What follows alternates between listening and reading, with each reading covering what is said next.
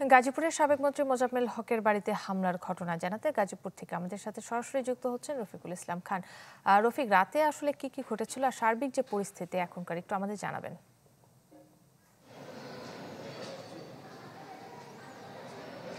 কাকুলি, আসলে রাতে একদল লোক আকামা মোজাম্মেলের বাড়িতে হামলা চালিয়েছে এমন খবর বৈষম্য বিরোধী ছাত্র আন্দোলনের কাছে যাওয়ার পরে কিন্তু ছাত্র আন্দোলনের নেতারা এবং বৈষম্য বিরোধী ছাত্র যে কর্মী রয়েছে তারা কিন্তু মোজাম্মেল হকের বাড়িতে যান। তারা যেটি বলছেন, তারা আসলে হামলার খবর পেয়ে গিয়েছেন হামলা ঠেকানোর জন্য। যখনই তারা ওখানে গিয়েছে, যাওয়ার সাথে সাথে আসলে মসজিদের মাইক থেকে ঘোষণা দেওয়া হয়েছে যে এলাকায় ডাকাত পড়েছে, মোজাম্মেল সাহেবের বাড়িতে ডাকাতি হচ্ছে।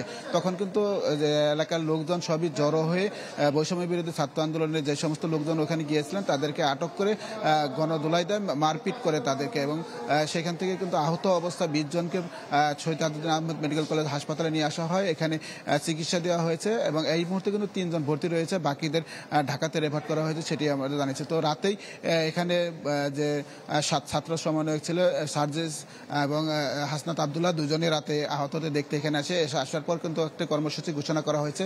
আজকে 12টার মধ্যে গাজীপুরে যে সমস্ত বৈষম্য বিরোধী ছাত্র জনতা রয়েছে তাদেরকে রাজবাড়ী মাঠে উপস্থিত হওয়ার জন্য বলা হয়েছে।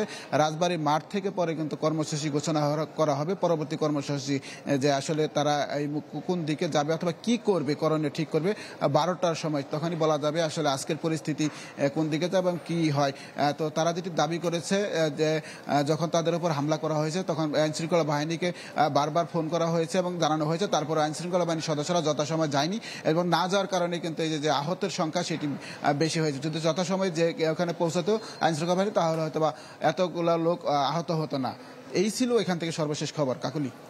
রফিক, আপনাকে ধন্যবাদ। দর্শক, গাজীপুর থেকে আমাদের সাথে সরাসরি যুক্ত ছিলেন রফিকুল ইসলাম খান, জানাচ্ছিলেন সেখানকার সার্বিক পরিস্থিতি। New Zealand Dairy, excellence in quality.